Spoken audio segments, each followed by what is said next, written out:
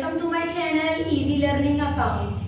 आज की इस वीडियो में हम कंप्लीट फॉर्मेट देखेंगे कैश फ्लो स्टेटमेंट का।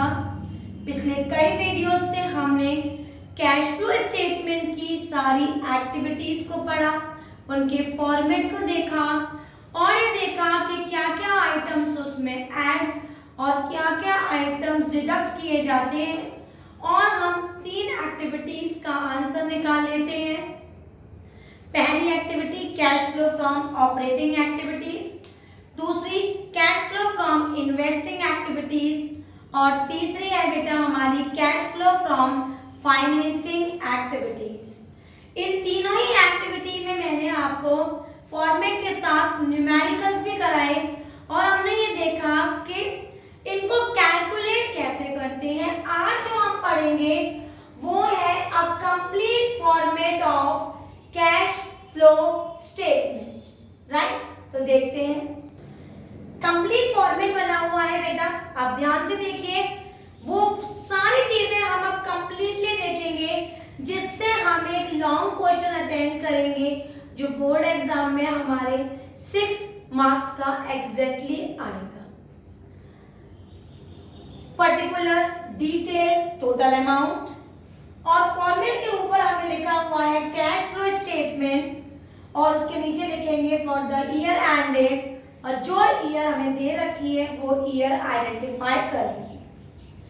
सबसे पहले पॉइंट पर मैंने लिखा हुआ है cash flow from operating activities, जिसका कंप्लीट फॉर्मेट विद न्यूमेरिकल्स हम ऑलरेडी कर चुके हैं। तो डायरेक्टली उसका जो वैल्यू है वो मैंने यहाँ पर वैल्यू बार डैश करके दिखाया है कि उसकी जो भी वैल्यू आएगी उसको हम यहाँ लिख देंगे। सेकेंड पॉइंट में लिखेंगे cash flow from investing activities, इसको भी अकाउंट्स वगैरह जो भी बनने होंगे उसे बना के और इन्वेस्टिंग एक्टिविटी की वैल्यू निकालेंगे। तीसरा हमारा cash flow from financing activity, इसमें भी बेटा सेम प्रोसेस फॉलो करेंगे। जो शेयर्स इश्यू हैं उनको ऐड, जो रिडीम हो रहे हैं उनको माइनस, प्लस वो सारी चीजें जो मैंने आपको प्लस माइनस के लिए बताई थी उनसे वैल्यू निकाल लेंगे। एक बात मैं रिपीट कर देती हूँ, अगर आपने मेरी पिछली वीडियोस नहीं देखी है तो आपको ये वीडियो बिल्कुल भी समझ में नहीं आएगी कि मैं यहाँ पर किस किस एक्टिविटी की बात कर रही हूँ। याद रखिएगा, किसी भी एक्टिविटी का अगर आंसर माइनस में आ रहा है तो वो यहाँ वैल्यू इस तरह से माइनस की हो जाएगी और हम अंदर लिखेंगे cash flow used in particular activity, चाहे वो ऑपरेटिंग हो, चाहे इन्वेस्टिंग हो और चाहे वो बेटा फाइनेंसिंग क्यों ना हो, राइट। तीनों के आंसर्स को लेने के बाद हम इस तरह से लाइन करेंगे और लाइन करने के बाद हमारी फोर्थ हेडिंग होगी, 3 हम पढ़ चुके हैं, फोर्थ हेडिंग होगी नेट इंक्रीज या फिर net decrease in cash and cash equivalent. Net increase तब लिखेंगे जब तीनों एक्टिविटीज का आंसर प्लस में होगा, और नेट डिक्रीज तब लिखेंगे जब तीनों एक्टिविटीज का आंसर माइनस में आएगा, मतलब नेगेटिव आएगा।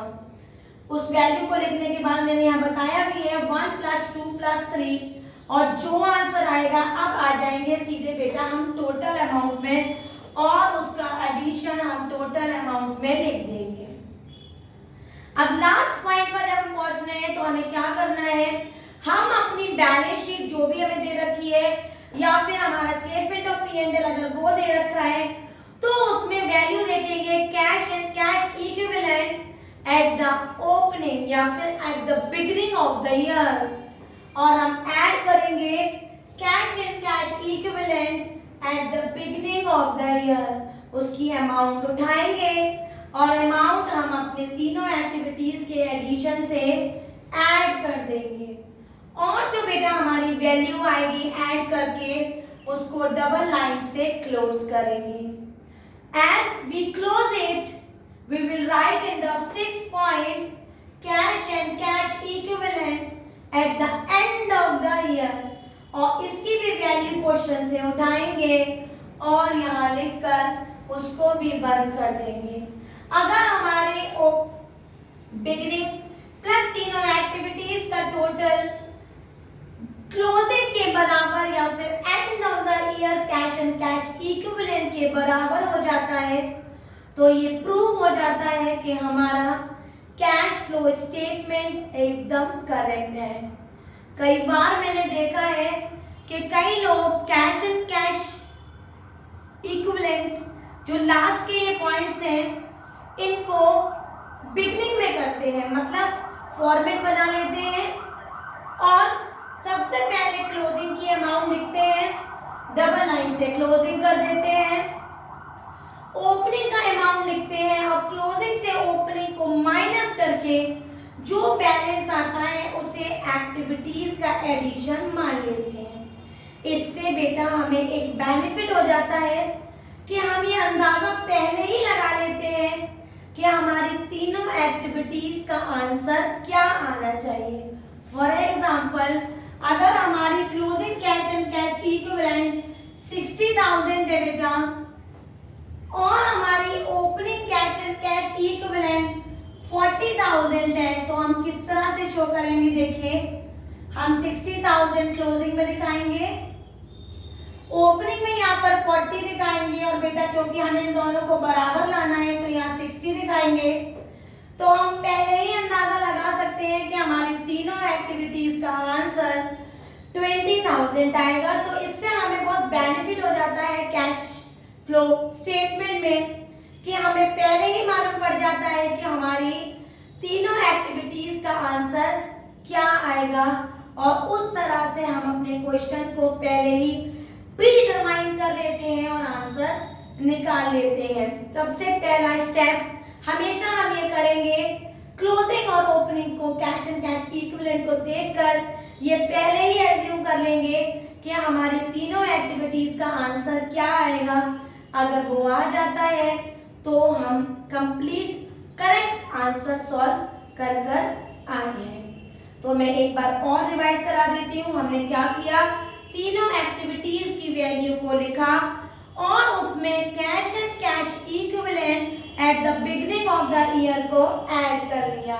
उसके एडिशन का जो आंसर आएगा वो cash and cash equivalent at the end of the year के बराबर होगा और अगर ये बराबर होगा तो हमारा कैश फ्लो स्टेटमेंट एकदम करेक्ट होगा।